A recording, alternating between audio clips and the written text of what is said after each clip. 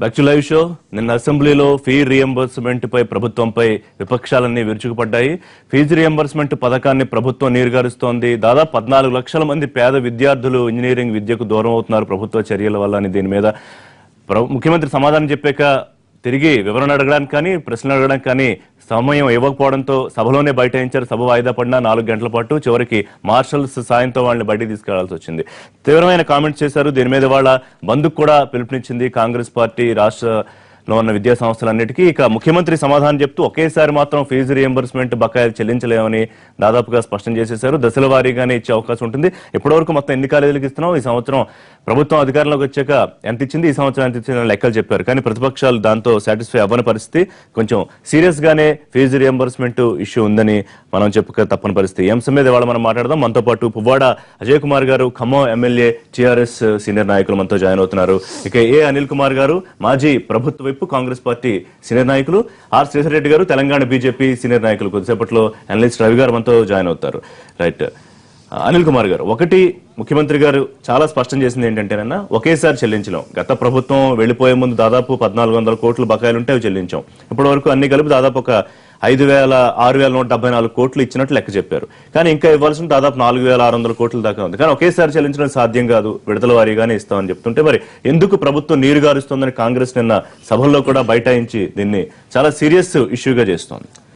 అవునండి, ముఖ్యమంత్రి గారు ఏమంటున్నారు, 1400 కోట్ల బకాయిలు కాంగ్రెస్ ప్రభుత్వం అధికారంలో ఉన్నప్పుడు అని అంటున్నాడు. మరి కాంగ్రెస్ ప్రభుత్వం అధికారంలో ఉన్నప్పుడు మరి ఇలాంటి సమస్య ఎప్పుడు రాలేదు? ఇట్లా విద్యార్థులు ఎప్పుడు కూడా రోడ్డు మీదకి రాలేరు. మరి ఎందుకు రాలేరు? మరి దానికి సమాధానం చెప్పిండా? కాంగ్రెస్ ప్రభుత్వం ఉన్నప్పుడు because we have taken it as a priority. పేద విద్యార్థుల భవిష్యత్తును దృష్టిలో పెట్టుకొని కాంగ్రెస్ ప్రభుత్వం ఫీ రియంబర్స్మెంట్ తీసుకొచ్చిందే కాంగ్రెస్ ప్రభుత్వం. అప్పుడు రాజశేఖర రెడ్డి గారు ఉన్నప్పుడు కాంగ్రెస్ ప్రభుత్వం పేద విద్యార్థులను బాగా చదివించాలి, వాళ్ళే మన భవిష్యత్తు, ఈ రాష్ట్ర భవిష్యత్తు వాళ్ళే కాబట్టి వాళ్ళని బాగా చదివించినప్పుడు ఇట్స్ లైక్ ఎన్ అసెట్. ఒక పెట్టుబడిలాగానే ఆలోచించింది కాంగ్రెస్ పార్టీ. ఇది ఒక పెట్టుబడి వాళ్ళ పైన పెడితే డెఫినెట్గా పేద విద్యార్థులు బాగా చదువుకొని బాగుపడుతుంది ఈ రాష్ట్రం అని చెప్పేసి ఆ విధంగా కాంగ్రెస్ పార్టీ ఆలోచించి ఎవ్రీ టైం 1400 కోట్లు డెఫినెట్ క్యారీ ఫార్వర్డ్ అవుతుంది కదా. 2014 ఏప్రిల్లో ప్రభుత్వం అది అయిపోయింది. ఆ తర్వాత మీ ప్రభుత్వం ఏర్పాటైన తర్వాత మీరు ఆ ఫీ రియంబర్స్ టైంలో చేయాల్సిందండి. కానీ చేయకుండా మీరు దాన్ని ఎవ్రీ ఇయర్ కూడా పైలపైన ఇవన్నీ బకాయిలని పైలపై ఇవాళ 4,000 కోట్ల దాకా వచ్చినాయి. ఈ ఇయర్ మరి 2,500 కోట్స్ ఇంకా కట్టలేదే. ఇవాళ ఏమని మాట్లాడుతున్నారు? నేను చూసిన సీఎం గారి స్టేట్మెంట్ చూశాను, 2-3 స్టేట్మెంట్లు చూశాను సీఎం గారి స్పీచ్ అసెంబ్లీలో. ఒకటి వచ్చేసి ఈ నోట్ల రద్దు వల్ల మేము అనుకున్న రోజు 10-15 కోట్ల ఆదాయం ఉండే, 15 కోట్ల ఆదాయం నుంచి ఇప్పుడు 7 కోట్ల ఆదాయం సగం పడిపోయింది, మేమేం చేయాలి అన్నాడు. ఇవన్నీ వస్తుంటాయి. ఇవన్నీ నువ్వు ప్రయారిటీ, మరి మీ ప్రయారిటీ ఏంటిది? ఫీ రియంబర్స్మెంట్ అంటే పేద విద్యార్థులకి చదివించడం ప్రయారిటీయా, లేకపోతే మీరు ఇంకా there is some money which is existing revenues రానే వస్తున్నాయి. ఆ రెవెన్యూస్ లో మీరు ఆ రెవెన్యూస్ ఎక్కడికి డైవర్ట్ చేసి most of the money is going to the mission Bhagiratha, most of the money is going to the ఏది ఇరిగేషన్. మరి మీకు ఏది ప్రయారిటైజ్ చేసుకోలేరు? ప్రయారిటైజ్ చేసుకోవాలి కదా, పేద విద్యార్థులు ప్రయారిటీయా లేకపోతే మీకు mission Bhagiratha priority? Mission Bhagiratha priority అవుతుందా? అది మీరు చేసుకోవాల్సిన అవసరం ఉన్నది. ఇవాళ కాంగ్రెస్ పార్టీ ఏమడుగుతున్నది? పేద విద్యార్థులు ప్రయారిటీ, మాకు బీసీ, ఎస్సీ, ఎస్టీ, మైనార్టీ విద్యార్థులు మాకు ప్రయారిటీ, వాళ్ళ భవిష్యత్తు మా ప్రయారిటీ అని చెప్పేసి ఇంకొక అబద్ధం అండి. కేసీఆర్ గారు ఎప్పుడు ఆ నోరంతా, మీరు అజయ్ గారు మీరు మాట్లాడాలి, మీరు కాంగ్రెస్ నుంచి టీఆర్ఎస్ లో పోయింది కాబట్టి మీరు ఇప్పుడు మాట్లాడాల్సిన అవసరం ఉంది. ఆయన 3.5 లక్షల ఉద్యోగులే ఉన్నారు అని అన్నారు ఈ రాష్ట్రంలో. ఉద్యోగాల సంగతిని అడిగితే 3.5 లక్షల ఉద్యోగస్తులే ఉన్నారు. ఎప్పుడు కూడా ఎవ్రీ ఇయర్ 3-4% రిటైర్ అవుతారు. అంతే ఉద్యోగాలు మనకు ఉద్యోగాలు ఎన్ని ఉన్నాయి, ఉద్యోగం అంటే నేను ఇది ఎందుకు ఈ ప్రస్తావన ఎందుకు తీసుకొచ్చానంటే, నోటిని ఎప్పుడు అబద్ధాలు ఎందుకు ప్రజల్ని మోసం చేస్తారు కేసీఆర్. అంతకు మరి ఇంటికి ఒక ఉద్యోగం ఇస్తా అని చెప్పేసి నువ్వు ఎన్నికలకు పోయినావు కదా. ప్రభుత్వ ఉద్యోగాలు అన్నారా, ప్రైవేట్ సెక్టర్ అన్నారా ఏంటనేది నెక్స్ట్ సెషన్ లో మాట్లాడదాం. రైట్, శ్రీధర్ రెడ్డి గారు ఎట్లా చూస్తున్నారు? శ్రీధర్ రెడ్డి గారు మాట్లాడే ముందు మనతో పాటు తెలకపల్లి రవి గారు, సీనియర్ జర్నలిస్ట్, రాజకీయ విశ్లేషకులు మనతో జాయిన్ అయ్యారు. రవి గారు నమస్తే అండి. రైట్, శ్రీధర్ రెడ్డి గారు, ఒకటి ఫీజు రియంబర్స్మెంట్ ఇష్యూ ఈ గత ఏడాదిగా నలుగుతోన్న ఇష్యూ ఇప్పుడు ఒక పీక్ స్టేజ్కి చేరుకున్నా కానీ ముఖ్యమంత్రి గారు చాలా స్పష్టంగా ఏం చెప్పారంటే ఒకేసారి మేము చేయలేము, ఎందుకంటే నిధులు ఒకేసారి అంత పెట్టడం పెద్ద మొత్తంలో సాధ్యం కాదని. మరి మీరంటుంది ఏంటంటే 1,00,000 కోట్ల బడ్జెట్ లో దాదాపు 2,200 కోట్లు ఎందుకు చెల్లించలేరు, ఇంతమంది విద్యార్థుల భవిష్యత్తు ముడిపడాలని అవసరం అని. ఎక్కడ ఇది తేలే పరిస్థితుంది? ఇప్పుడు పీకి జరగడం కాదు, లాస్ట్ 2.5 years నుంచి కూడా టీఆర్ఎస్ గవర్నమెంట్ వచ్చిన తర్వాత ఈ ఫీజు రీయింబర్స్మెంట్ పథకాన్ని పూర్తిగా నీరుగార్చే ప్రయత్నం చేశారు. ముందు ఫాస్ట్ అని పెట్టారు, స్థానికతల విషయం పెద్ద ఎత్తున చర్చకు తీసుకొచ్చారు. తర్వాత రకరకాల వాదనలు ప్రతివాదనలు అయిపోయిన తర్వాత దీన్ని కొనసాగించాలనుకున్న తర్వాత కాలేజీలలో మౌలిక సదుపాయాలు లేవు, లేకపోతే కొన్ని కాలేజీలు వీటిని రాంగ్ మీనింగ్ అంటే వాటిని తప్పుడు ప్రయోగాలు చేస్తూ ఉన్నారు అని వాటి మీద కొంత చర్య తీసుకున్నారు, బాగానే ఉంది. అయిపోయినాయి. ఆఫ్టర్ ఆల్ దట్ మీరైతే ఆ పేమెంట్స్ అయితే కంప్లీట్ చేయాల్సిన అవసరం ఉంది కదా. ఇవాళ education to the poor and needy, health, ఇవి కొన్ని ప్రయారిటీ రంగాలు ఉన్నాయి. మన flagship programmes, infrastructure development programmes, long term programmes ఎట్లా ఉంటాయి అవి. వాటికి రకరకాల జాతీయ సంస్థలు నాబార్డు నుంచి మొదలు పెడితే రూరల్ అభివృద్ధి కార్పొరేషన్ వరకు కూడా లోన్లు ఇస్తూ ఉన్నారు. కానీ స్టేట్ బడ్జెట్ నుంచి ఇచ్చే వాటిలో దీంట్లో కూడా సెంట్రల్ గవర్నమెంట్ అసిస్టెన్స్ కూడా ఉంది దాంట్లో చెప్పుకోదగ్గ మేరకు. అయినా ఈ రీయింబర్స్మెంట్ పథకం మాత్రం పదే పదే నలుగుతా వస్తా ఉంది. ఇటు భారతీయ జనతా పార్టీ ఆటోమేటికలీ అంటే ఓవరాల్ గా ఎడ్యుకేషన్ సిస్టమ్ లో భారతీయ జనతా పార్టీ కానీ కాంగ్రెస్ గవర్నమెంట్ పార్టీ కానీ మిగతా వాళ్ళందరూ రోజు రోడ్ల మీదకి ధర్నాలు చేస్తా ఉన్నారు విద్యార్థులతో కలిసి. కానీ ఎక్కడ కూడా ప్రభుత్వం దానికి స్పందించినట్టు కనబడతలేదు. ఏదైనా ప్రభుత్వాలు గతంలో ప్రజలు వివిధ రూపాల్లో రాజకీయ పార్టీల యొక్క సహకారంతో స్వచ్ఛంద సంస్థ లేకపోతే వాళ్ళే బయటకు వచ్చి మాట్లాడడం చేసినప్పుడు కొంత కన్సర్న్ చూపించేటివి. కానీ ఇప్పుడు సరే 1,400 కోట్లు కాంగ్రెస్ పార్టీ క్విట్ చేసినప్పుడు ఉంటే అది మోర్ దాన్ 4,000 crores ఇప్పుడు చేరిందని చెప్పేసి ఒక సమాచారం ఉంది. దాన్ని ఏమాత్రం పట్టించుకోకపోగా తప్పుదారి పట్టించే ప్రయత్నం చేయడము, సమాధానం చెప్పకుండా వెళ్ళిపోవడము, సభ వాయిదా వేసుకుని వెళ్ళిపోవడం అనేది నిస్సాయితం తెలియజేస్తుంది. అంటే మన దగ్గర పొజిషన్ లేదనే విషయం అర్థం. ఒక విషయం మాత్రం చాలా చర్చగా వస్తూ ఉంది. In the state financial indiscipline మాత్రం ప్రివేల్ అవుతా ఉందని ఒక వాదన బలంగా బయటకు వస్తూ ఉంది. స్టేట్ ఫైనాన్సెస్ మీద చాలా అపనమ్మకాలు, సందేహాలు ఉన్నాయి రాష్ట్రంలో వివిధ వర్గాలకి. వాటి మీద క్లారిటీ ఇవ్వాల్సిన అవసరం ప్రభుత్వానికి ఉంది. ఖచ్చితంగా ఫీజు రీయింబర్స్మెంట్ ను నీరు కాచకుండా వీలైన తొందరగా వాటిని సెటిల్ చేస్తేనే ఆ కాలేజీలలో ప్రమాణాలు నిల్చునే అవకాశం ఉంటుంది. ఆ కాలేజీలలో విద్యా ప్రమాణాలు లేకపోతే విద్య అందించేటువంటి కెపాసిటీ ఆ కాలేజ్కి ఉంటుంది. కానీ మీరు వాటిని ఇవ్వకుండా అట్లే పెట్టుకొని ఉంటే రెండు చెడిపోతాయి. అజయ్ గారు, అంటే ఒకవైపు ధనిక రాష్ట్రం సర్ప్లస్ స్టేట్ అని చెప్పుకుంటూ దాదాపు 14 లక్షల మంది విద్యార్థులకి మేలు కలిగే కార్యక్రమంలో ఎందుకు ప్రభుత్వం వెనకడుగేస్తుంది అనేది ప్రభుత్వం అడిగే ప్రశ్న. రెండోది, నిన్న సమాధానం చెప్పకుండా పారిపోయారు, తర్వాత లేకపోతే ప్రతిపక్షాలకు అవకాశం ఇవ్వట్లేదు ఎందుకంటే మీ దగ్గర దానికి సరైన సమాధానం లేదనేది ప్రధానమైన ఎలిగేషన్. ఒప్పుకుంటారా? ఒకటి ముందు ఫస్ట్ ఈ స్టేట్ గవర్నమెంట్ తెలంగాణ రాష్ట్రం ఏర్పడిన తర్వాత, ఈ ప్రభుత్వం ఏర్పడిన తర్వాత వచ్చిన బ్యాక్లాగ్ మిత్రులు అనిల్ గారు చెప్పినట్టు 1,400 కోట్లు కాదు, 1,880 కోట్ల రూపాయలు. 1,880 కోట్ల రూపాయల్లో ఉమ్మడి రాష్ట్రం మనకిచ్చిన తెలంగాణకి మనకిచ్చిన డెట్ ఇది దీనికి సంబంధించి దాన్ని క్లియర్ చేస్తూ every year it's a continuous process. ముఖ్యమంత్రి గారు కూడా నిన్న చెప్పింది ఏంటంటే ఫీజు రీయింబర్స్మెంట్ ఈ ఇయర్, ఈ ఫైనాన్షియల్ ఇయర్, ఈ అకాడమిక్ ఇయర్కో జూన్కో కట్ ఆఫ్ ఉండదు. ప్రతి ఎడ్యుకేషన్ ఇన్స్టిట్యూషన్ లో కూడా student himself has to register for the reimbursement of the fee and that process is a continuous process. Even ఇప్పుడు లో కూడా students college every year registration చేసే దాంట్లో ఆ ప్రాసెస్ కొనసాగుతూనే ఉంది. మనకి ఎవ్రీ ప్రీవియస్ ఇయర్ది ఏదైతే బ్యాక్లాగ్ ఉందో అది వస్తూనే ఉంది. అది గత ప్రభుత్వాలు మనకి ఇస్తున్నాయి, అట్లా పే చేసుకుంటూ వస్తున్నాం. ఈ 2.5 సంవత్సరాల్లో మనం దాదాపు 5,000 చిల్లర కోట్లు ఫీజు రీయింబర్స్మెంట్ కి పే చేసిన విషయం విదితమే. అది వాళ్ళు ఒప్పుకుంటున్నారు అంటే దాదాపుగా 2,500 కోట్ల రూపాయలు ఫీజు రీయింబర్స్మెంట్ ఖర్చు ప్రతి సంవత్సరానికి చేరింది మనకి. అంటే ఇది పెరుక్కుంటూ, కాలేజీలు పెరుక్కుంటూ, స్టూడెంట్స్ పెరుక్కుంటూ ఒకప్పుడు ఇది 1,200 కోట్లు 1,300 కోట్ల రూపాయల నుంచి బడ్జెట్ దాదాపు 2,500 కోట్ల రూపాయలకు చేరింది. సో 2,500 కోట్ల రూపాయలకు చేరినా కూడా గత ప్రభుత్వాలు ఇచ్చిన బకాయిల్ని తీర్చుకుంటూ ప్రస్తుతం ఆ స్కీమును కొనసాగిస్తూ ఉంటేనే కదా ఈ 2.5 సంవత్సరాల్లో దాదాపు 5,000 కోట్ల రూపాయలు ఫీజు రీయింబర్స్మెంట్ కి చెల్లించింది ప్రభుత్వం. డెఫినెట్ గా అది ఇప్పుడు మీకు చెప్తా. ఇప్పుడు యాక్చువల్గా ఈ ఇయర్ 4,000 కోట్ల రూపాయలు ఇప్పుడు బకాయిలు చెప్తున్నాను మిత్రుడు శ్రీధర్ రెడ్డి గారు చెప్పిన బకాయిల్లో 2,500 కోట్ల రూపాయలు ఆన్ గోయింగ్ ఈ సంవత్సరం జరుగుతున్న రిజిస్ట్రేషన్ సంబంధించిన ఫిగర్స్ అవి. సో అది పోతే మిగతా 1,500 కోట్ల రూపాయలు ఆల్రెడీ ఈ ఫైనాన్షియల్ ఇయర్ లో 1,100 కోట్ల రూపాయలు ఆల్రెడీ చెల్లించినట్లు నిన్న ముఖ్యమంత్రి గారు సభలోనే చెప్పారు. సో ఇంకా ఈ సంవత్సరం మనం చెల్లించాల్సింది అంటే యాక్చువల్ గా ప్రీవియస్ ప్రాసెస్ ప్రెసిడెంట్ చూస్తే మాత్రం ఇంకా 1,500 కోట్లు చెల్లించాలి. కానీ అజయ్ గారు, ఒక్కసారి ప్రాసెస్ ని పక్కన పెడితే ఇంతమంది విద్యార్థులకు మేలు జరిగే అంశంలో వన్ టైం పేమెంట్ సెటిల్మెంట్ చేయడం ప్రభుత్వానికి సాధ్యం కాదు. దాదాపుగా 4,000 కోట్లు. యాక్చువల్ గా మీకు గుర్తుందో లేదు, పోయినసారి ఏప్రిల్లో అనుకుంటా ముఖ్యమంత్రి గారు బడ్జెట్ సమావేశాలప్పుడు చెప్పారు, ఒకేసారి క్లీనప్ చేయాలని చెప్పి ప్రభుత్వం భావిస్తా ఉంది. We want to do this actually, ఒకసారి బ్యాక్లాగ్ అంతా క్లీనప్ చేయాలని చెప్పి ప్రాసెస్. ఆ బ్యాక్లాగ్ క్లీనప్ చేయాలంటే ఈ సంవత్సరం పక్కన పెట్టి క్లీనప్ చేయాల్సి ఉంటుంది. ఈ సంవత్సరం చేయాలంటే ఆన్గోయింగ్ ప్రాసెస్ నడుస్తూ ఉంది కాబట్టి ఒకసారి చేయటం కుదరదు. ఈ సంవత్సరం ఇలా కంటిన్యూ అవుతుంది, ఈ సంవత్సరం నెక్స్ట్ ఇయర్ ఇవ్వాల్సి వస్తుంది, ఆ పైన సంవత్సరం ఇవ్వాల్సి వస్తుంది అనేది నిన్న క్లియర్ గా చెప్పారు. యాజమాన్యాలు విద్యార్థులు ఇబ్బంది పెడుతున్నాయి కదా, 2 సంవత్సరాలు అయ్యాక 3వ సంవత్సరం మీకు చెల్లుతుందని చెల్లదని పాత బకాయిలు. రిషి గారు ఇప్పటి వరకు కూడా not even single incident wear any college has given ఏదైనా స్టూడెంట్ కి ఇబ్బంది పెట్టిన దాఖలాలు ఇంతవరకు లేదు. నిన్న కూడా క్లియర్ గా ముఖ్యమంత్రి గారు చెప్పారు, కళాశాలలో స్టూడెంట్స్ కి ఇబ్బంది పెట్టే ప్రసక్తి రాదు. కళాశాలకి మాట్లాడుతూ కిషన్ రెడ్డి గారు చెప్పారు, ఉత్తమ్ కుమార్ రెడ్డి గారు ఈ అంశాలు ప్రస్తావించారు. నేను అదే చెప్తాను, డాక్యుమెంట్స్ ఇచ్చే పరిస్థితి ఎప్పుడు వస్తుందంటే ఒకసారి ఎప్పుడైతే ఆ స్టూడెంట్ 4th ఇయర్ కూడా కంప్లీట్ అయ్యి బయటకు వెళ్ళేటప్పుడు డాక్యుమెంట్స్ వాళ్ళకి ఆ స్టూడెంట్ కి సర్టిఫికేట్స్ ఇవ్వాల్సిన పరిస్థితి వస్తుంది.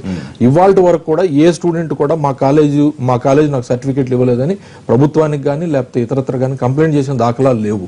ఇందులో బేసిక్ గా చూస్తే మనం రాజకీయ కోణం ఒకటి దాగుంది. ఇందులో డెఫినెట్ గా ఫీజు రీయింబర్స్మెంట్ ప్రాసెస్ అనేది is a obligation to the government. ఆ ఆబ్లిగేషన్ ని ఫుల్ఫిల్ చేస్తామని నిన్న ముఖ్యమంత్రి గారు స్పష్టంగా చెప్పారు. ఒకటి. రెండోది, సమాధానం చెప్పకుండా పారిపోయారు కాదు, ముఖ్యమంత్రి గారు దాదాపు 35 నిమిషాలు దీని మీద సమాధానం చెప్పారు.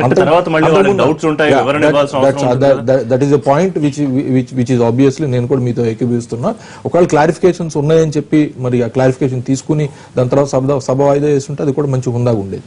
నిన్న జరిగిన మొత్తం అవసరం ముఖ్యమంత్రి గారి సమాధానం, ప్రతిపక్షాలు మీడియా పాయింట్ దగ్గర మాట్లాడింది, సభలో బైఠాయించింది, మొత్తం విశ్లేషణ ఏంటి? ఇప్పుడు అజయ్ గారు దీనికి చాలా సరైనటువంటి వ్యక్తిగా మనం భావించవచ్చు. ఎందుకంటే ఆయనకు ప్రైవేట్ కాలేజీలతో సంబంధం ఉంది. కాంగ్రెస్లో కూడా ఆయన చూశారు, ఇప్పుడు టీఆర్ఎస్లో కూడా చూస్తున్నారు. కాబట్టి బహుశా ఇంకో టీఆర్ఎస్ రాకుంటే ఇంకా కొంచెం దూకుడుగా మాట్లాడేవాళ్ళు నాకు తెలియదు. కానీ ఫీజు రీయింబర్స్మెంట్ అనేది గా మారకూడదు.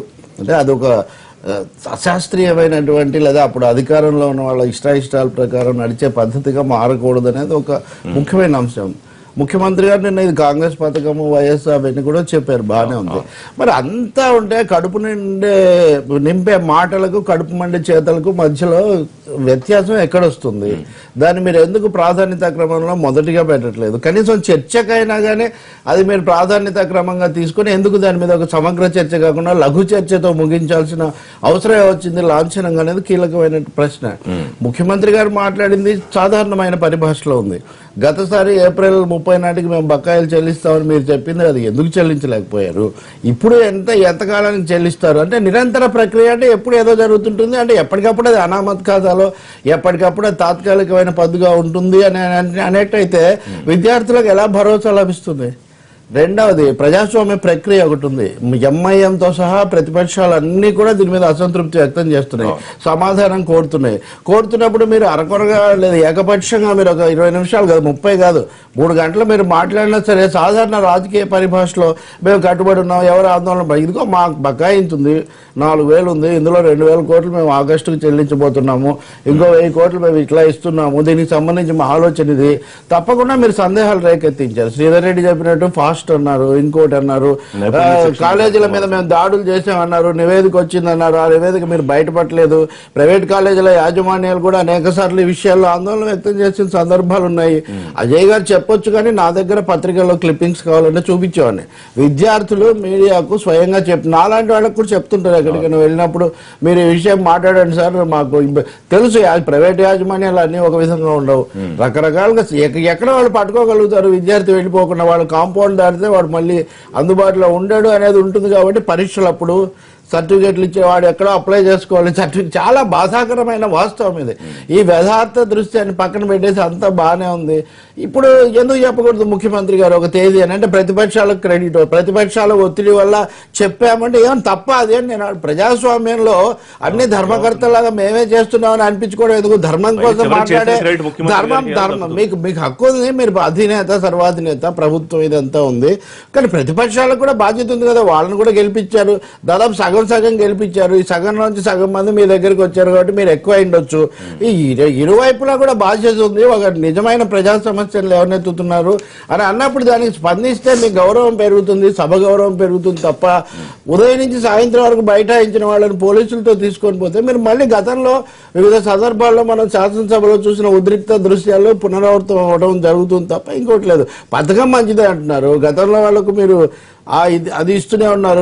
పైగా ఇంకోటి అన్నారు, 2000 కోట్లు చెల్లించలేనంత ఆర్థిక దుస్థితుల్లో తెలంగాణ ఏదీ లేనప్పుడు దేని గురించి మనలకి పోరాటం ఇప్పుడు ఎందు గురించి కలిగే చెప్పుమా అనేది ఒక కవిత ఉంటుంది. దేని గురించి ఇదంతా జరుగుతుందంటే రాజకీయ ప్రతిష్ట కోసం పాకులాట ఇక్కడ జరుగుతుంది. తప్పకుండా తల్లిదండ్రులు భయపడతారండి, పిల్లలు భయపడతారండి.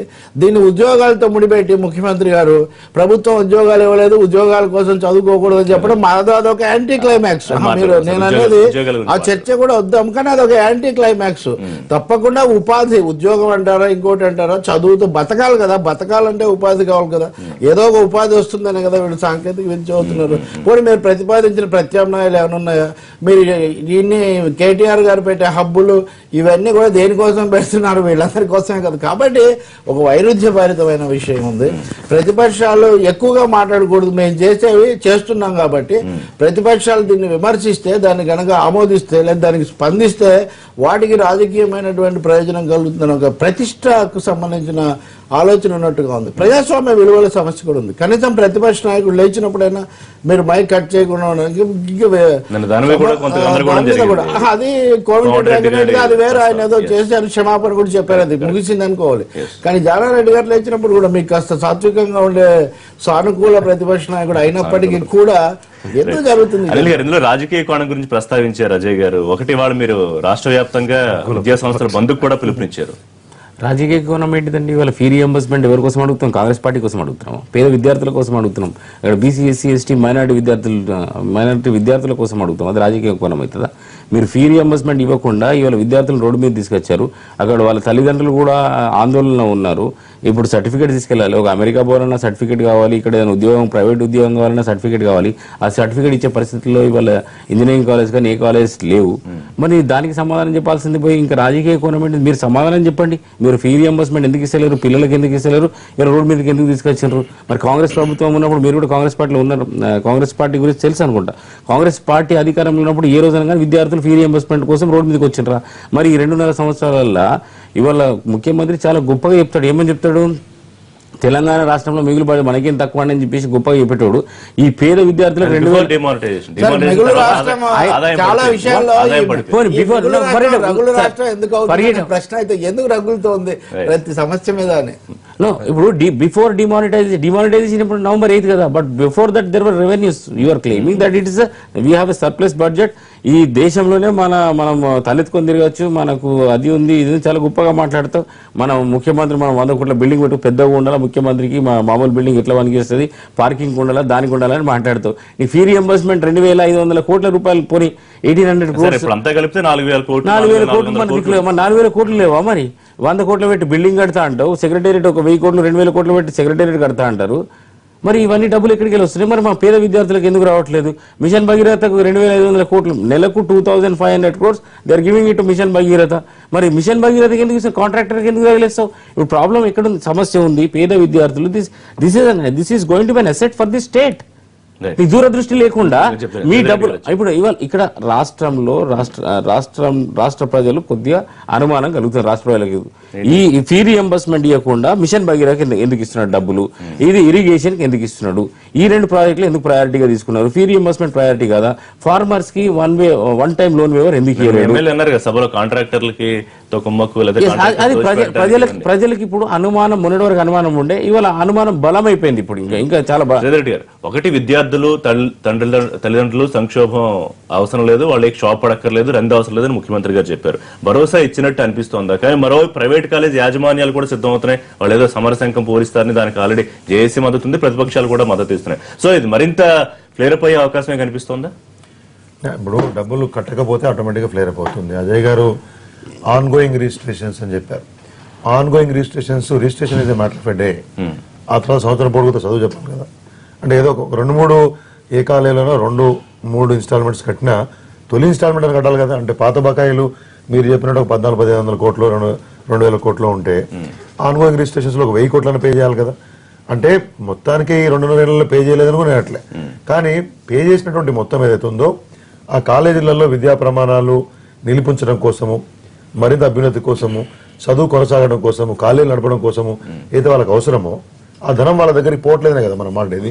దాని గురించి మళ్ళీ ప్రభుత్వము ఇప్పుడు భరోసా ఇస్తే ఎస్ డబ్బులు వస్తాయి, ముఖ్యమంత్రి గారే చెప్పారు కాబట్టి దాన్ని కూడా కొట్టివేయడానికి లేదు. కానీ ఎప్పటిలోగా రవి గారు చెప్పినట్లు ఎప్పటిలోగా ఇవాళ జనవరి మీరు మార్చి లోపల విద్యా సంవత్సరం ముగిసేలోపు కొంత ఇస్తారా, తర్వాత ఇస్తారా, ఎప్పుడు ఇస్తారు? కాలేజ్ యజమానులకు కూడా కొన్ని కమిట్మెంట్స్ ఉంటాయి. ఫర్ ఎగ్జాంపుల్ వాళ్ళ శాలరీ ఇన్ని కాలేజీలు ఎక్కడన్నా ఉంటాయా, అవసరమా? ఒకటి అది ఇర్రిలెవెంట్. ఆల్రెడీ కాలేజీలు ఉన్నాయి.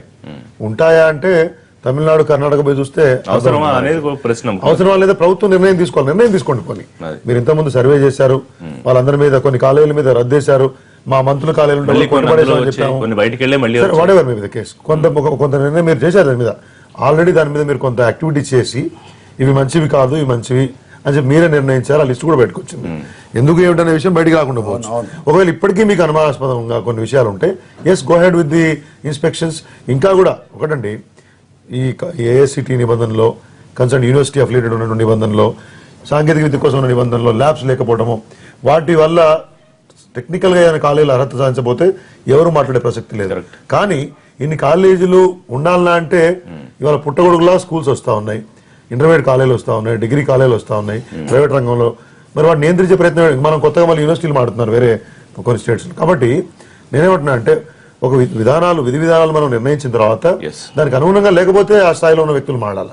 ఉన్న వాటి గురించి తప్పించుకునే ప్రయత్నం చేయడం అనేది సరే. ఒకే ఒక మాట, ప్రైవేట్ యూనివర్సిటీలో సమస్య ఒకటి. ఆ ఉస్మానియా యూనివర్సిటీ కూడా సరైన నిధులు లేకుండా, నియామకాలు లేకుండా అల్లాడిపోతున్నారు. స్వర్ణోత్సవానికి కూడా నిధులు లేని ఒకనొక మాట అయితే అక్కడ కూడా 100 కోట్లు ఇస్తాం ఇబ్బంది లేదంటున్నారు. కానీ అది చేతుల్లోకి రావడం లేదు, ఖాతాల్లోకి అయితే రావడం లేదు. ఉస్మానియా యూనివర్సిటీకే దిక్కులేదు. ఇంకా మిగిలిన విషయాలు డబ్బులన్నీ మిషన్ భగీరథ తగిలుతున్నాయి. ప్రయారిటీస్ గురించి అడిగారు. యాక్చువల్ గా ఇప్పుడు అనిల్ గారు అడిగిన దానికి సమాధానం ఏంటంటే, నిన్న ముఖ్యమంత్రి గారు చెప్పిన విషయంలో కూడా మొత్తం కాలేజీల్లో 80% of the colleges fee reimbursement పొందిన దాంట్లో 80% ప్రైవేట్ కాలేజెస్. మొత్తం 550 కాలేజీలు, 1200 గవర్నమెంట్. అమౌంట్ వైజ్ గా చూస్తే 90% of the total budget, total expenditure is going to the private colleges as far as the fee reimbursement is concern. Only 10% మాత్రమే ప్రభుత్వ కాలేజీలు చదివే వాటికి పోతా ఉన్నదని చెప్పి ఇప్పుడు ఈ సంవత్సరం కూడా 1,100 కోట్ల రూపాయలు ఈ బడ్జెట్ ఈ ఫైనాన్షియల్ ఇయర్ లో కూడా ఖర్చు పెట్టడం జరిగింది. సో డెఫినెట్ గా నిన్న ముఖ్యమంత్రి గారు చెప్పిన స్టేట్మెంట్ లో కూడా మీరు అడిగినట్టుగా ఎప్పటిలోగా దీన్ని ఇచ్చేస్తారంటే because there is a demonetisation effect, నోట్ల రద్దు ఉండటం వల్ల ఈ రాష్ట్ర ఈ సెడ్ దట్ మీరు ఈ నోట్ల రద్దు కారణం ఉండటం వల్ల ప్రభుత్వానికి కూడా ఒక స్థిరమైన అభిప్రాయం తన ఆదాయం మీద ఏర్పరచుకుంటానికి కొంత టైం పడుతుంది. మరొక ప్రతిపక్ష నేత మాట్లాడాక మీరు ఆన్సర్ చేద్ది. కానీ Telugu Desam party working president Revanth Reddy గారు ఫోన్ లో ఉన్నారు. నమస్తే రేవంత్ రెడ్డి గారు. నమస్తే రిషి గారు. ఒకటి ఫీ రియంబర్స్మెంట్ నిరంతర ప్రక్రియ, ఒకేసారి ఇవ్వడం సాధ్యం కాదని నేను ముఖ్యమంత్రి గారు తేల్చేశారు. మరి ఏం చేయబోతున్నారు? ఇప్పుడు ప్రధానంగా ముఖ్యమంత్రి గారు ఎప్పుడు ఎలా మాట్లాడతారో మాకైతే అర్థం కాలేదు. కానీ నిరంతర ప్రక్రియ అన్న సంగతి పోయిన సంవత్సరం మన మార్చి 29 నాడు తెలియదండి. మార్చి 29 రోజు ఏప్రిల్ నెలాఖరు వరకు జీరో డౌన్ చేస్తాను శాసనసభలో ముఖ్యమంత్రి గారు చెప్పారు. అది మేము చెప్పిన మాట కాదు. అంటే శాసనసభను తన అబద్ధాల మాటలతో రంజింపజేయడానికి ఉపయోగించుకుంటుండే శాసనసభను ఒక వేదికగా చేసుకొని ఇదే పోయిన సంవత్సరం మార్చి 29 రోజు ముఖ్యమంత్రి గారు శాసనసభలో కేటగారికల్ స్టేట్మెంట్ ఇచ్చిన ఫీజు రియంబర్స్మెంట్ మీద ఇంత 3062 కోట్ల రూపాయలు డ్యూ ఉన్నది. ఈ 3062 కోట్ల రూపాయలు జీరో డౌన్ చేస్తాను నెలాఖరు వరకు అని ముఖ్యమంత్రి గారు చెప్పిండ్రు. ఆ రోజు నుంచి ఇప్పటి వరకు 900 కోట్ల చిల్లర మాత్రమే రిలీజ్ చేసిండ్రు. సిఓఆర్ మాత్రం బిల్ ఆఫ్ రిలీజ్ ఆర్డర్ మాత్రం 3000 కోట్లకి ఇచ్చిండు. పేమెంట్స్ మాత్రం 900 కోట్లకే ఇచ్చిండు. అంటే ఈ రోజు ప్రభుత్వం చెబుతున్న దానికి చేస్తున్న దానికి ఏ మాత్రం కూడా పొంతన ఉండడం లేదు. నెంబర్ 1. నెంబర్ 2, ఆ సందర్భాన్ని బట్టి ఆ నిమిషం దాటవేసుకోవడానికి అవసరమైన విధంగా ముఖ్యమంత్రి గారు మాట్లాడుతున్నారు. నేను ఒకటే సూటిగా అడుగుతున్నా మా మిత్రుడిని అజయ్ని, ఇక్కడున్నా అక్కడున్నా ఎక్కడున్నా వారు ఎమ్మెల్యే, కాలేజీలు కళాశాలలు నిర్వహిస్తున్న యజమాని కూడా రెండు దిక్కుల సమస్యలు తనకు తెలుసు. ఇవాళ కాలేజీలలో అన్ని వసతులు ఉండాలి, ఏ వసతులు లేకపోయినా కూడా మేము కేసులు పెడతామని విజిలెన్స్ అండ్ ఎన్ఫోర్స్మెంట్ టీంలను ముఖ్యమంత్రి గారు పంపిస్తున్నప్పుడు సంవత్సరాల కొద్ది ప్రభుత్వము ఫీజు రియంబర్స్మెంట్ చేయకపోతే వాళ్ళ దగ్గర ఉన్న ఉద్యోగస్తులకు వీళ్ళు జీతపత్యాలు ఇవ్వగలుగుతారా? తెలంగాణలో ఉన్న 6893 కళాశాలల యజమానులందరూ కూడా కోటీశ్వర్లేనా? ఈ రోజు ఏ నెలకా నెల జీతభత్యాలు ఇవ్వకపోతే ఎవరైనా ఉద్యోగస్తులు, లెక్చరర్స్ వాళ్ళు కళాశాలల సిబ్బంది పనిచేసే పరిస్థితులు ఉన్నాయా?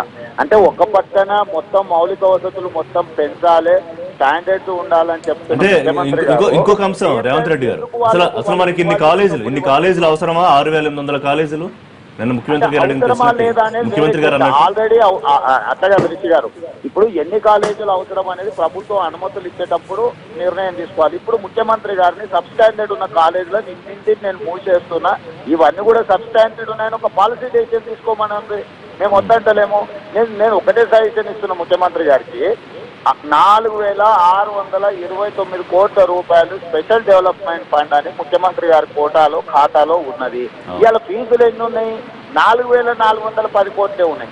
నీ దగ్గర స్పెషల్ డెవలప్మెంట్ ఫండ్ అని ఏదైతే నువ్వు పెట్టుకున్నావు, తెలంగాణ ఉద్యమంలో ముందు భాగాన ఉండి పోరాటం చేసిన 15 లక్షల మంది విద్యార్థుల భవిష్యత్తుకు సంబంధించిన విషయము 1200 మంది విద్యార్థులు ఆత్మ బలిదానం చేసుకుంటే తెలంగాణ వచ్చింది. మన అందరం కలిసి అసెంబ్లీలో ఏకగ్రీవంగా ఒక తీర్మానం చేద్దాం. ముఖ్యమంత్రి గారి దగ్గర ఉన్న స్పెషల్ డెవలప్మెంట్ ఫండ్ ఆ 4600 కోట్లకి వెళ్ళి ఒక 400 కోట్లు ముఖ్యమంత్రి గారు పెట్టుకున్నా సరే 4000 కోట్లు ఈ విద్యార్థుల ఫీజు రియంబర్స్మెంట్ కోసము విడుదల చేసి మనం ఆదర్శంగా ఉందాం. ఏ పిల్లలైతే తెలంగాణ కోసం చనిపోయిందో ఆ పిల్లల కోసం మనము ప్రభుత్వ ధనం, అదేం వ్యక్తిగతంగా కేసీఆర్ ఉపయోగించుకునేది లేదు, దాని ఇంటికి తీసుకెళ్లేదు లేదు, ప్రజా అవసరాల కోసమే ఉపయోగించే ఏదైతే బడ్జెట్ ఉందో ఆ బడ్జెట్ ను ఒక 4000 కోట్లు వాళ్ళకి పంపించిన తర్వాత మిగతాది ఏదైనా ఉంటే నెక్స్ట్ ఇయర్ చూసుకున్నాం, నెక్స్ట్ ఫైనాన్షియల్ ఇయర్. ఇంకొకటి రేవంత్ రెడ్డి గారు, ఇది నిరంతర ప్రక్రియ, ఒకేసారి ఇవ్వలేమని ముఖ్యమంత్రి గారు చెప్తున్నారు. మీరేమో ఇవ్వాలని అంటే మీరు ఏమన్నా ఒక డెడ్ లైన్ ఏమన్నా పెట్టదలుచుకున్నారా ప్రభుత్వానికి? నిన్న మీరు మరొక మాట అన్నారు, ఓయూ నుంచే మళ్ళీ ఉద్యమం మొదలు కావాలి ఫీజు రియంబర్స్మెంట్ అవసరానికి సంబంధించి. మళ్ళీ ఒకసారి ఉద్యమం బాట పట్టే అవకాశం ఏమన్నా కనిపిస్తుందా? రిషి గారు, ఆల్రెడీ నేను విద్యార్థి కోరు అని మొదలు పెట్టినాను. కాకతీయ యూనివర్సిటీలో విద్యార్థి కోరు అనేది కంప్లీట్ చేసినాం, మీకు అందరికీ కూడా తెలుసు. ఈనాడు మేము ఏమంటున్నామంటే ముఖ్యమంత్రి గారు చెప్తున్న దానికి క్షేత్రస్థాయిలో అమలవుతున్న దానికి ఏమాత్రం కూడా పొందన లేదు. ఈనాడు విద్యార్థులను మళ్ళీ చైతన్యం చేసి వచ్చిన తెలంగాణలో ఆ తెలంగాణలో భాగస్వాములైన వాళ్ళకి ఎవరికి వారికి సంబంధించిన వాటాలు దక్కడం లేదు కాబట్టి అసంతృప్తితో ఉన్నారు. ఈ అసంతృప్తితో ఉన్న విద్యార్థులు తీవ్రవాదం వైపు ఇంకో వైపు మలకుంటూ ఉండాలంటే క్షేత్రస్థాయిలో ప్రజా ఉద్యమాలు జరగాలి. ఈనాడు మేము ఒకటే అడుగుతున్నాం, వాటర్ గ్రిడ్కు ఒక 2 నెలలు పేమెంట్లు ఆపండి. వాటర్ గ్రిడ్కు 2 నెలలు పేమెంట్లు ఆపితే కేవీపీ రామచంద్రరావు గారికి వచ్చే నష్టం ఏం లేదు. పేమెంట్లు 2 నెలలు అవుతే తట్టుకోగలుగుతారు, ఎందుకంటే సర్ప్లస్ ఫండ్. ఒక్క నిమిషం, మీరు అడిగిన దానికి రెస్పాన్స్ తీసుకుందాం ఎమ్మెల్యే దగ్గర నుంచి. ఒక్క నిమిషం అజయ్ గారు, ఇప్పుడు 4400 కోట్లు ముఖ్యమంత్రి గారి నిధుల్లో ఉన్నాయి కదా, వాటిని ఇవ్వడానికి ఇబ్బంది. ఒకటేమో special development purpose of the special development fund ముఖ్యమంత్రి గారు బడ్జెట్ పెట్టినట్టు క్లియర్ గా చెప్పారు. ముఖ్యమంత్రి గారి దగ్గర 4600 కోట్ల స్పెషల్ డెవలప్మెంట్ ఫండ్ అత్యవసర పరిస్థితుల్లో ఏవైనా సరే డెవలప్మెంట్ యాక్టివిటీస్ కోసం కానీ లేకపోతే ఇతరత్ర రాష్ట్రానికి సంబంధించి ముఖ్యమంత్రి గారు తన విచక్షణ కోసం పెట్టుకున్న ఆ ఫండ్స్. అది యాజ్ సచ్ గా ఇంతకు ముందు కూడా రైతులు రుణమాఫీ అప్పుడు కూడా కాంగ్రెస్ ఇలాంటి అవాకులు చవాకులు పేలే ఆ మొత్తం స్పెషల్ డెవలప్మెంట్ ఫండ్ రుణమాఫీకి ఇవ్వచ్చు కదా అని చెప్పి అన్నారు. బట్ రుణమాఫీ జరిగి తీరింది, 3వ క్వార్టర్ కూడా రుణమాఫీ పర్ఫెక్ట్ గా జరిగి తీరింది. ఇప్పుడు ఫీజు రీయింబర్స్మెంట్ విషయంలో కూడా అదే సేమ్ ఎస్డిఎఫ్ గురించి అవాకులు నుంచి అవాకులకు వెళ్తా ఉన్నారు. HDF పర్పస్ ఏంటనేది చాలా క్లియర్, అదే కాదు సరే వాట్ ఎవర్ ఇట్ ఈస్ లేదు అదే ఒకటి. రెండోది మిషన్ భగీరథకు సంబంధించి కూడా చాలా క్లియర్ గా ఇప్పుడు ఇవాళ మిత్రుడు రేవంత్ రెడ్డి గారు చెప్పినా అనిల్ గారు చెప్పినా కూడా మిషన్ భగీరథకి మనం బడ్జెట్ నుంచి మనం ఇస్తలేం. It is a loan which is being raised from హడ్కో అండ్ ఫ్రమ్ డిఫరెంట్ బ్యాంక్స్. అది బడ్జెటరీ అలొకేషన్స్ నుంచి మనం పే చేస్తలేం కాబట్టి అది మిస్ఇంటర్ప్రిట్ చేయొద్దు. మిషన్ భగీరథ అనేది as it is a flagship programme which is not dependent మన బడ్జెట్ నిధుల మీద అలొకేషన్స్ మీద ఆధారపడి చేస్తున్న కార్యక్రమం కాదు. కాబట్టి దాన్ని హడ్కో రుణం ఇచ్చింది, మిషన్ భగీరథ మంచినీళ్ళ కోసం అని ఇచ్చింది. దాన్ని నువ్వు తీసుకొచ్చి ఫీజు రీయింబర్స్మెంట్ వాడమని అంటే ఒక స్పష్టత కొరవడిందా ఖచ్చితంగా? ఎందుకంటే ముఖ్యమంత్రి గారు పలానా తేదీనో పలానా నెలలో కనీసం చెప్పుకుంటే అదే రిషి గారు నేను యాక్చువల్లీ స్పష్టత కొరవడలే. ఇవాళ ముఖ్యమంత్రి గారు ఒక తన స్థాయిలో ఆయన లేచి నిలబడి ఆన్ ది ఫ్లోర్ మీ ఎవ్వరూ రందిపడాల్సిన పని లేదు, పిల్లలు కానీ లేకపోతే కాలేజ్ యాజమాన్యాలు కానీ తప్పకుండా మేము ఫీజు రీయింబర్స్మెంట్ బకాయిలు తీర్తాము ఎవరు ఏమనుకున్నా అని చెప్పి క్లియర్ గా ఇప్పుడు ఇక్కడ కావాల్సింది ముఖ్యమంత్రి గారికి కానీ ప్రభుత్వానికి కానీ కావాల్సింది అపోజిషన్స్ హ్యాపీగా ఉన్నాయా లేవా అనేది.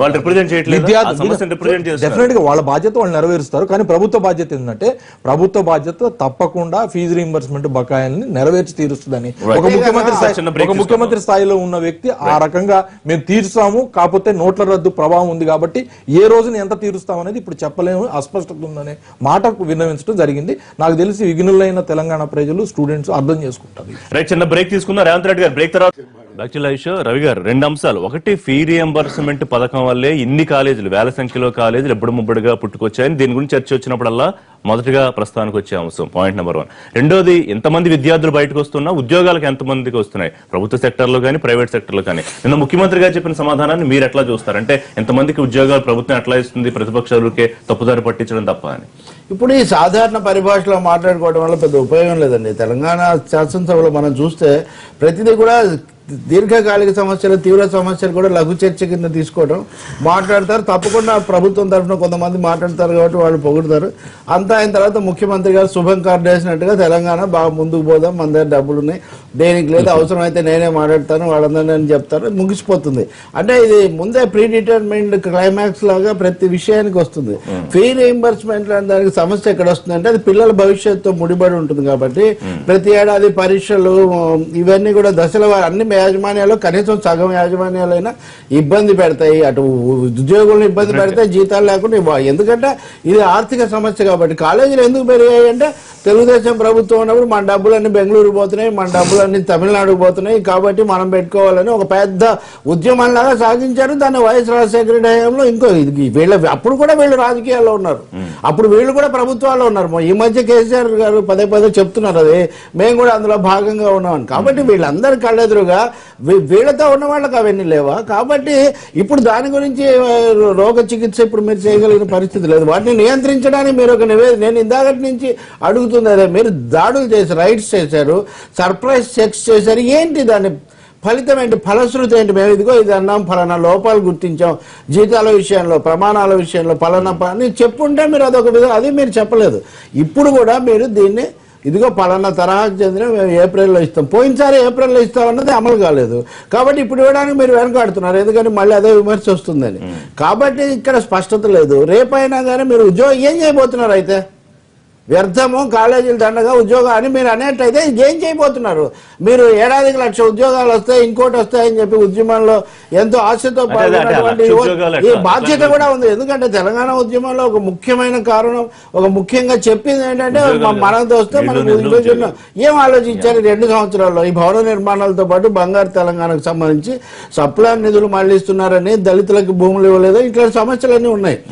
నేను మన అనిల్ అన్నట్టుగా కాంట్రాక్టర్లకు ఇస్తున్నారు అట్లాంటి ఆరోపణలు ఇప్పుడు ఉన్నాయి. అట్లాంటివన్నీ ఏమీ మారలేదు కదా. అదే కాంట్రాక్టర్లు, అదే కార్పొరేట్లు అదంతా చేస్తున్నారు. నిజంగా ప్రాజెక్టులు కట్టకుండా 62,000 కోట్లు మీరు కాకతీయకు భగీరథకు 62,000 కోట్లతో చాలా ప్రాజెక్టులు పూర్తి అవుతాయి కదా, ఏంటి ప్రాధాన్యత క్రమం అనే ప్రశ్న కూడా ఉంది. కాలేజీల విషయంలో రేపటి భవిష్యత్తుకు సంబంధించిన కాలేజీలను కానీ ఉపాధి కల్పనకు కానీ మీరు ఏం ఆలోచన చేస్తున్నారు? నిర్మాణాత్మకమైన సూచన చేయాల్సిన ముఖ్యమంత్రి గారు ఆ ప్రసంగం చేయడానికి బదులు ఇప్పుడున్న కాలేజీల నుంచి చదువుకుంటే మనకు వస్తాయంటే అంటే మీరు ఒక నిరాశను నిరుత్సాహాన్ని మీరు చెప్పబోతున్నారా?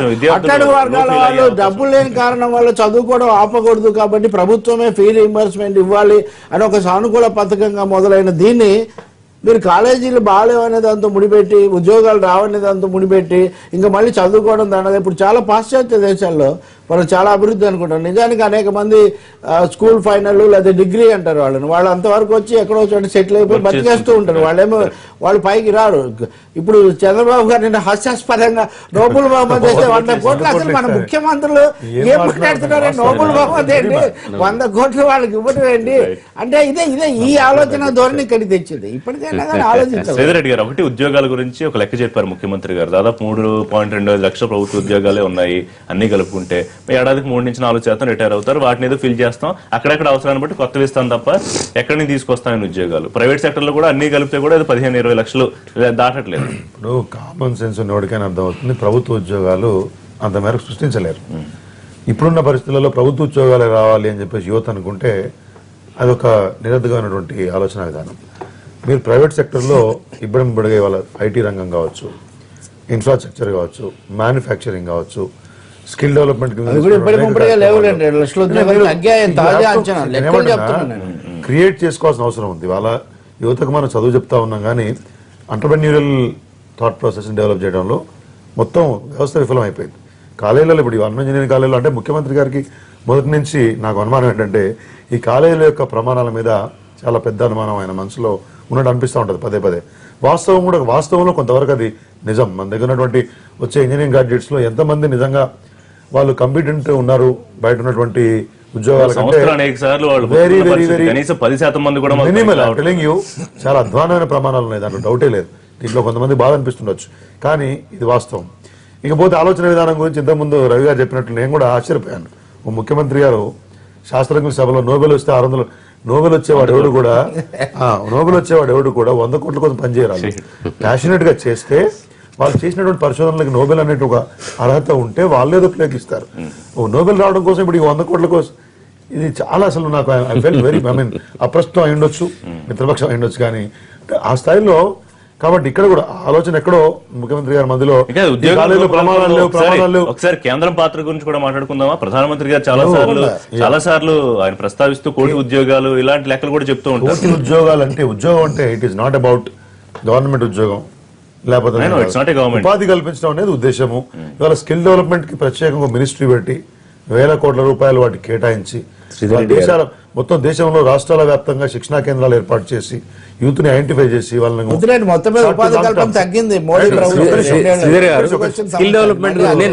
ఐడెంటిఫై చేసి ఒకటి గుర్తుపెట్టుకోండి. వాళ్ళ తెలంగాణ రాష్ట్రంలో పెద్ద ఎత్తున ప్రాజెక్టులు జరుగుతా ఉన్నాయి అనేక రంగాలలో. ఎంతమంది స్కిల్డ్ స్టాఫ్ మీ దగ్గర ఇంజనీర్ల రూపంలోనే మీకు ఈ ప్రాజెక్టులు దొరుకుతున్నారంటే hardly anything. Organisations colleges are not making them ready to go and do job on field. ఆ పరిస్థితి కావాలంటే మీరు డూ దిస్. దాని గురించి వారి ఉద్దేశం కూడా ఉండొచ్చు కానీ ఇక్కడ మనం అసలు పని చేయట్లేదు అనేటువంటి ఆలోచన విధానం కూడా కరెక్ట్ కాదని నా ఉద్దేశం. ఉపాధి అంటే ఉద్యోగమే కాదన్న విషయాన్ని, అంటే ఉద్యోగం అంటే గవర్నమెంట్ ఉద్యోగం, టీటీ ఉద్యోగం, కండక్టర్ ఉద్యోగం, టీచర్ ఉద్యోగం, అది ఉద్దేశం. ఆ వ్యవస్థ నుంచి మనం బయటికి రావాల్సిన అవసరం ఉంది. మనం గవర్నమెంట్ లో ఉన్నప్పుడు ఒకలాగా, గవర్నమెంట్ లో లేనప్పుడు ఒకలాగా మారడం కూడా కరెక్ట్ కాదు. Employment is different from giving only a job from government agency. So అంటే ఏం చెప్తాం ఇక్కడ నుంచి స్టూడెంట్స్ కి ఏం చెప్తాం మరి? చదువుకున్నాం, గవర్నమెంట్ ఉద్యోగం, ప్రైవేట్ ఉద్యోగానికి సరిపడా స్కిల్స్ ఇచ్చే పరిస్థితి కాలేజీల్లో లేదు, ఎట్లా మరి ఏం చేయాలి? రీసెర్చ్లు చేశారు, విజిలెన్స్ రేవంత్ రెడ్డి గారు చెప్పినట్టు దాడులు చేశారు, ప్రమాణాలు పెంచమని చెప్పారు. వాళ్ళని ఏంటంటే ఇప్పుడు బయటకు వచ్చిన తర్వాత కమింగ్ అవుట్ సంవత్సరం రెడీ కావట్లేదు. అటువంటి సిస్టమ్ రావాలి. శ్రీధర్ రెడ్డి గారు అండ్ స్కిల్ డెవలప్మెంట్ ప్రోగ్రామ్ అనేది యూపీఏ ఉన్నప్పుడు కూడా ఉంది. 1,000 కోట్ల రూపాయలు ఇప్పుడు కూడా ఖర్చు పెడుతుంది, అప్పుడు ఖర్చు పెట్టారు, ఇప్పుడు కూడా ఖర్చు పెడుతుంది. అది నిజంగా ఎలా ఇంప్లిమెంట్ అవుతుంది అన్నది చాలా దాన్ని మనము హౌ దే ఆర్ ఇంప్లిమెంటింగ్ నిజంగా స్కిల్ వేరే ఉంటుంది, ఆ స్కిల్ డెవలప్మెంట్ అదే ప్రాపర్ ఇంప్లిమెంటేషన్ జరిగింది. They are spending lots crores of rupees thousands of crores of rupees on skill development. But అసలు అది రావట్లేదు బయటికి. ఆ స్కిల్ డెవలప్మెంట్ మరి ఏ స్కిల్స్ కావాలి, ఎలా కావాలి, ఇంప్లిమెంటేషన్ ప్రాపర్ గా జరగట్లేదు. కాబట్టి ఆ స్కిల్ డెవలప్మెంట్ లో పెట్టే పైసలు కొన్ని ఏజెన్సీస్ తినేస్తున్నాయి. ఇది మాత్రం వాస్తవం గారు.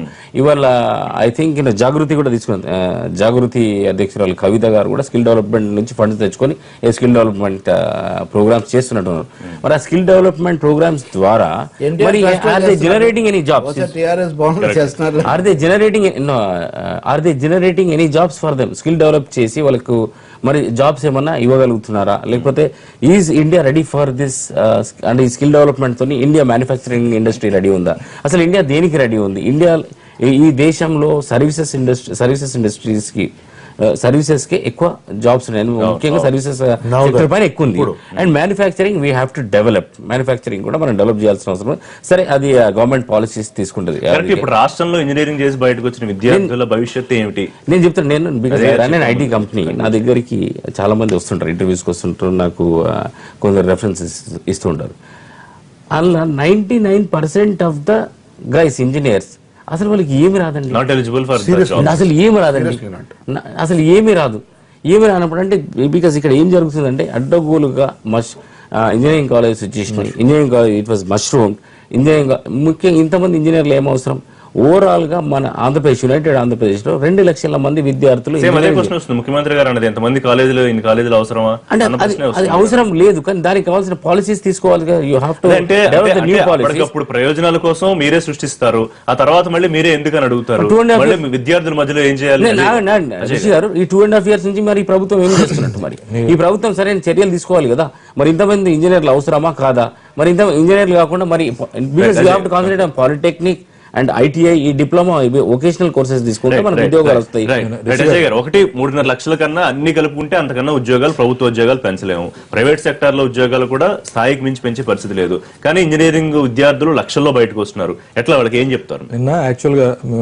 నిన్న ముఖ్యమంత్రి గారు చెప్పారు, మన రాష్ట్రానికి కావాల్సిన ఒక ఈక్విలిబ్రియం అవసరం. మనం ఎవరిని ప్రొడ్యూస్ చేయాలో, రాబోయే తరాలకి యువతరాన్ని ప్రొడ్యూస్ చేసే వాళ్ళని ఈక్విలిబ్రియం అవసరం. అయితే గతంలో ఈ కాలేజీలన్నీ ఆల్రెడీ పెట్టబడిన తర్వాత కూడా దీనికి కొంత నియంత్రణ అవసరం. కాబట్టి డెఫినెట్ గా నియంత్రణ జరిగింది. ఈ విజిలెన్స్ దాడులు జరగటం వల్ల ఏం జరిగిందంటే కాలేజెస్ నియంత్రించుకున్నాయి. ఒక్కొక్కళ్ళు 4 సెక్షన్లు పెట్టుకొని, మార్నింగ్ సెషన్, ఈవినింగ్ సెషన్ పెట్టుకొని, ఒకే మేనేజ్మెంట్ 5, 6, 10 ఇంజనీరింగ్ కాలేజీలు ఒకే క్యాంపస్ లో, రోడ్డు యువతల, రోడ్డు అవతల, క్యాంపస్ లోపల కూడా పెట్టున్నారు. వాళ్ళందరూ కూడా ఆల్మోస్ట్ ఒక 100 కాలేజ్. Let me finish. చిన్న డౌట్, అంటే ఇప్పుడు 6,000 కాలేజీలు ఏవైతే ఉన్నాయో వాటి ప్రమాణాలన్నీ పెరిగినట్టేనా? డెఫినెట్ గా ఇంకా ప్రమాణాలు అదే నిన్న అన్నారు ముఖ్యమంత్రి గారు. ఒకవేళ నిజంగానే గనక మేము గనక గట్టిగా వేటేసి ఉంటే 200, 300 కాలేజీలు మూత పడాలని కాదు మా ఉద్దేశం. కానీ మీరు మార్చుకోండి, మీ పద్ధతిని మార్చుకోండి, స్టాండర్డ్స్ ని పెంచుకొని అట్ ద సేమ్ టైం మీరు సస్టైన్ అవ్వండి. ఫీజు రీయింబర్స్మెంట్ పథకం కోసమే ఇంజనీరింగ్ కాలేజ్ నడవకూడదు. డెఫినెట్ ఒకటి. రెండోది, కాంటెక్స్ట్ నిన్న చెప్పిన ముఖ్యమంత్రి గారు చెప్పినప్పుడు కూడా దానికన్నా ముందు కోమటిరెడ్డి వెంకటరెడ్డి గారు మీరు ఉద్యోగాలు ఇస్తామన్నారు ఈ కాలేజీల నుంచి అని చెప్పి ఏ రకమైన ధ్వని బయటకు వచ్చిందంటే వీళ్ళందరికీ కూడా మీరు ఉద్యోగాలు ఇవ్వాల్సిన బాధ్యత మీదే అన్నట్టు ధ్వనించినప్పుడు ముఖ్యమంత్రి గారు చెప్పింది ఏంటంటే 3.5 లక్షల ఉద్యోగాలు మాత్రమే ప్రభుత్వ ఉద్యోగాలు ఉన్నాయి, గ్యాప్స్ ఫిల్ చేయడం 3 to 4%. At the same time ఈ సెడ్ మన ఐటీ రంగంలోనే ఇక్కడ 7 లక్షల ఉద్యోగాలు హైదరాబాద్ లో మన ఐటీ రంగం నుంచి ఇవ్వబడుతుంది. So there is a equilibrium required. ఇప్పటికైనా సరే కాలేజీలు జరుగుతున్న పిల్లలు ప్లస్ ప్రభుత్వం అంతా కలిసి రాబోయే రోజుల్లో మనకి, మన దేశానికి, మన రాష్ట్రానికి అవసరమైన యువత ఏ రకంగా ఏ రంగాల్లో నిన్న భరోసానే ఇచ్చారు ముఖ్యమంత్రి గారు. మరి ప్రతిపక్షాలు నిరాశ నిస్పృహల్లో ఉండటం వల్ల నేను అనుకుంటున్నాను ఉద్యోగాలు రావడం లేదు. అది పోనీ మీరు విద్యా విధానాన్ని ప్రక్షాళన చేయబోతున్నారు. ఆ విషయంలో కేంద్రానికి కూడా బాధ్యత ఉంది. జాతీయ స్థాయిలో మ్యానుఫ్యాక్చరింగ్ సెక్టర్ లేదు, ఐటీ కూడా ఇప్పుడు ట్రంప్ లాంటి వాళ్ళు వచ్చిన తర్వాత ఇట్లాంటి చాలా చాలా దీర్ఘకాలిక అంశాలు ఉన్నాయి. అవేమి ప్రస్తావించకుండా మీరు ప్రాస్తావికంగా క్యాజువల్ గా ఈ ఉద్యోగాలు రావడం లేదు అది ఇది అంటే మీరు యువతను దృష్టిలో పెట్టుకుంటే వాళ్ళ మీద ఏం ప్రభావం ఉంటుంది? నాలుగవది, నిర్దిష్టంగా మీరు నిధుల మంజూరుకు సంబంధించి, బకాయిలకు సంబంధించి మీరు రిజిస్టర్ చేశారు, ఆమోదించారంటే అక్కడ ప్రమాణం ఉందనే కదా అర్థం. మీరు ఏదో ఒక లెక్క 3,000 కోట్లకు చెప్తున్నారు, ఉదాహరణకు 3,500 కోట్లకు, అంటే ఒక ప్రమాణం ఇప్పటికి ఉండబట్టే కదా మీ దగ్గర. కాబట్టి చాలా ప్రశ్నలు ఎక్కువగా ఉన్నాయి. అన్నింటినీ మించి ప్రతిపక్షాలు అక్కడ బైఠాయించినప్పుడు నేను మళ్ళీ చివరికి వస్తాను, వాటికి మీరు బాధ్యతాయుతంగా స్పందించి గౌరవిస్తే సభ గౌరవం పెరుగుతుంది. కానీ వాళ్ళని తీసుకొని పోయే వాళ్ళ ఆఫీసులో వదిలేస్తే మళ్ళీ ఈ రోజు పొద్దున వస్తారు కదా అందరు శాసనసభకు. ఇది నిరంతర ప్రక్రియ కాబట్టి ఈ రోజు పొద్దున్న రాగానే దాని మీద మాట్లాడి ముఖ్యమంత్రి గారు చక్కగా చెప్పి దానికి ఒక అర్థవంతమైన ముగింపు ఇవ్వాల్సిన అవసరం. మాకు కూడా పూర్తి నమ్మకం ఉంది, పండుగ వెళ్ళిన తర్వాత కూడా ఇంకా సభను ఎక్స్టెండ్ చేయాలనే ఉద్దేశంతో ముఖ్యమంత్రి గారు ఉన్నారు. ప్రతిపక్షాలకు కూడా నేను చేసే సూచన ఏంటంటే ఏదో ఒక ఫామ్ లో మీరు మళ్ళీ రండి, తప్పకుండా దీని మీద మళ్ళీ సమగ్రంగా చెప్పారు. ఏదో ఫామ్ లో మళ్ళీ సొల్యూషన్ కావాలి మనకి.